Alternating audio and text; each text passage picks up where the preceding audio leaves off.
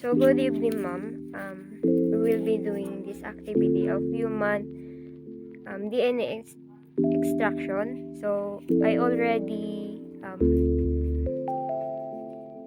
ginawa na yung mga solution kasi masyado po siyang kain sa storage and kain din sa oras. Ito na po yung mga solution. I already also labeled it. So, ito po. Ayan. Meron po ako dito po yung sa kabila ko yung mga equipments and nasa baba ko po yung disposal. Bali, ang gagawin na lang po is lalagyan na lang ng i-assemble na lang po siya.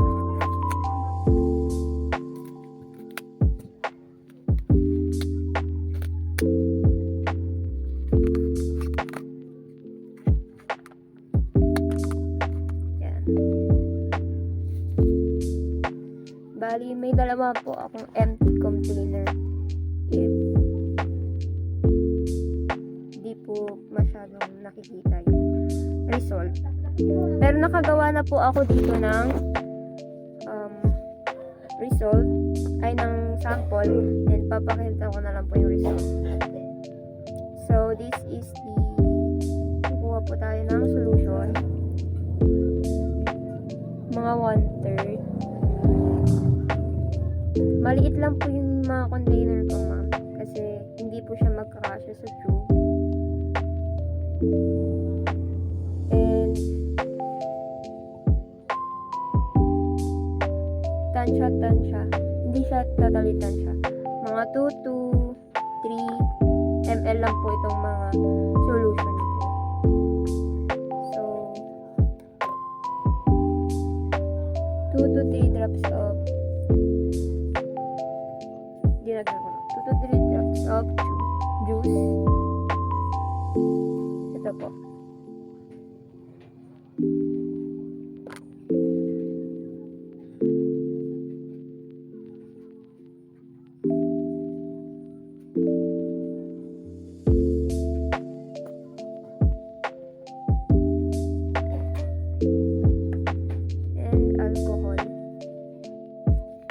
Kakatanggal ko lang po ito ng galing sa rep. Sabi kasi is 2 teaspoon but I already mga 3 ml or 4 ml.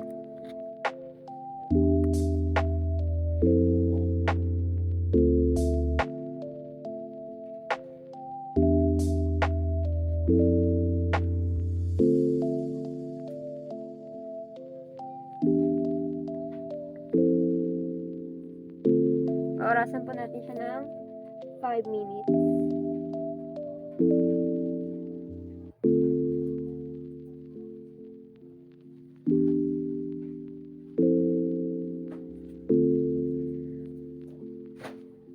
Pero base sa mga na-search ko, ma'am, is kahit hindi po 5 minutes, lumabas po kaagad yung result. So, ito po yung mga iba kong ginawa na result. Lumabas po siya. 3 po sila lumabas yung sample. Pero ito po, ginawa ko lang po ito para sa procedure. Para hindi po kain sa oras.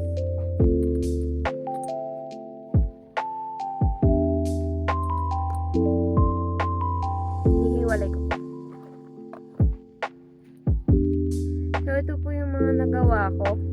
Ito po yung mga nagawa ko kanina. Result. Kasi tinlay ko po siya. Ayan po. Kung makikita nyo na ayan, nakikita ba? Nag-appear na siya. Umangat na po siya. Para siyang laway na sapot. Ganon. Diba? Ito lang.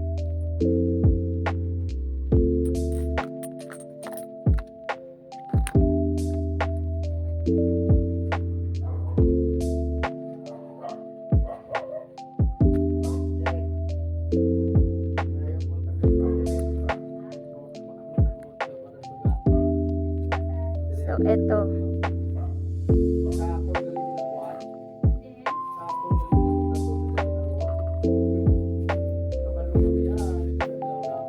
Wait. Kuha po ako papel. So, nakakuha na ako ng paper. Hindi po kasi siya nakikita eh.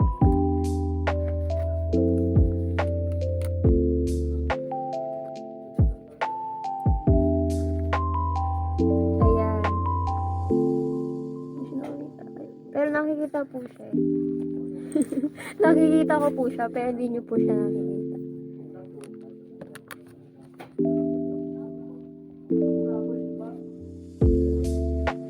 Ibaba ko na lang. Medyo maliit po kasi yung table. Ibaba ko na lang po yung ibang susunod. So, ito po ma'am. Kita po ba? Ayan, nakita. Ayan, ayun po siya. This one po, medyo marami-rami. Ito, konti lang. Ito, kalat siya. Pero lumubog po yung iba.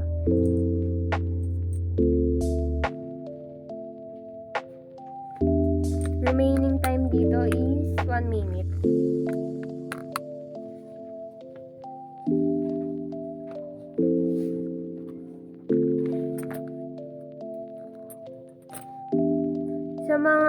Sa ni-research ko ma'am, ang ginawa naman po nila is fruit DNA. Bale, yung iba po, lumabas ka agad. Ang example na ginawa nila is banana. Ang ginamit nila is banana, strawberry, banana and strawberry. Di siya bigla. Lumabas ka agad yung DNA ng mga fruit na yun. And base din po sa iba kong na-research is may iba po siyang ginamit na method. Gumamit rin po siya. Ang ginamit naman po niya is ethanol and nagpainit siya ng tubig.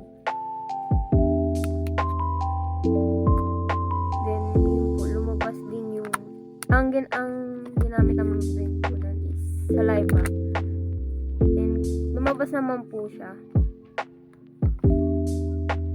So, ito na po. Okay na po.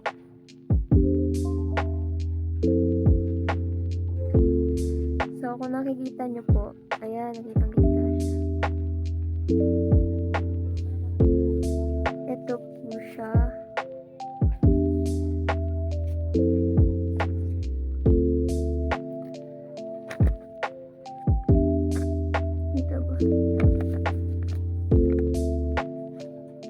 Nandito siya banda. Ito po. Ito.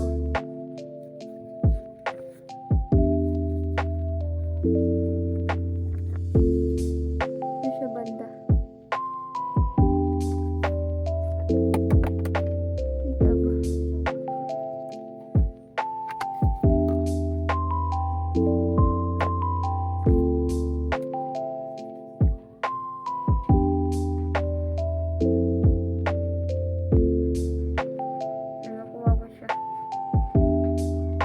Sobrang nipis po niya.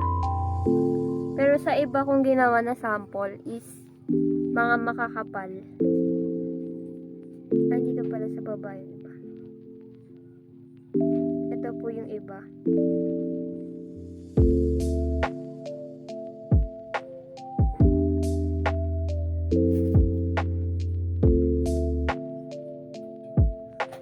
Ito po. Ayan.